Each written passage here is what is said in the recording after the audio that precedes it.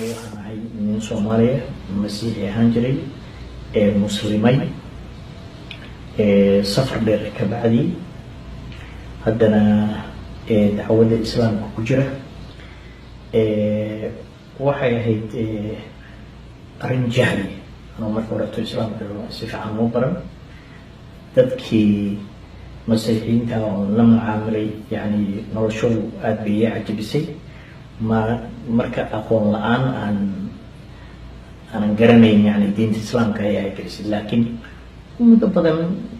waan baarayay waan fiirinayay ilaa iyo marka ugu dambeeyaan xerada salkeeda soo taabtay oo aan arkay diintan islaamku inay diin sax tahay ayaan u dhignin diimaha kaleeto oo yani ilaahay uu kitaabkiisa xadiiska uu ku leeyahay ina diina cinda allahi alislaam wax kaleeto oo ka sokeeya aysan jirin sidaas daraaddeedna waxaan ku qancay in diinta islaamku ay sax tahay iyo anigu aan baadi ku jiray waxaan leeyahay haqaldaminin mid weeye diin sax ah oo ilaahay ka timi ayaad haysataan diintiina barta ayaan idinkula dardaarmayaa meel kaleetona hawl haaqan taaginina waa haw malaynina in halkaasi barwaaqo kaleeto ay idinka horeyso diintan dhaanta islaamka ama sax ka ah ma jirto haddaan idin sheegaya anigu 20 sano ayaan mashquul ku ahaa ilaa yaraantay maantana waxa weeye alxamdulilah haddaan maanta ayaan ku dhiman lahaa gaalnimo markaasaan halaag malaysanaha laakiin maanta waxaan idin sheegayaa inaad diintiina inaad barataan oo iska halmaantaan waxyaalaha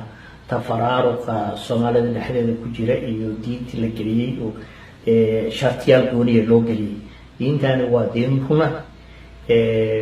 waxaan mararka qaarkood la yaabaa nin muslim ah oo asalkiisi uu yuhuudi ahaa oo la yiraahdo maxamed asad in taariikhda aad maqasheen taariikhdaas maqasheen baan u malaynayaa ninkaasi wuxuu yidhi markaan afka qalaad ku sheego diinta islaamku wuxuu yidhi waa diin sax ah laakiin waa diin aan dad lahayn diinta gaaladana wuxuu yidhi waa diin baatil ah ee qalad laakiin waa diin dad leh taasina waa run wey marka diin waxaa hormariya oo inkastoo diintan islaamka ilaahay uu daafacayo dadkeeda iyo siday u dhaqmaan marka walaalayaal waxaan kula talinayaa diintiina inaad qabsataan noloshiinana aad ku dabaqdaan diinta islaamku waxa weeye waa camal waa ikhlaas yani camal iyo iimaan labadii inay wada socdaan dalkeena waxa burburiyey oo dhibaatada inoo keena waa diinteena aynu ka tagno wey marka ilaahay waxaan ka rajeynayaa inaad diintiina ku noqotaan oo si saxa aad u qabsataan waabdan haysataan laakiin noloshiina aad ku dabaqtaan baan idin rajeynaya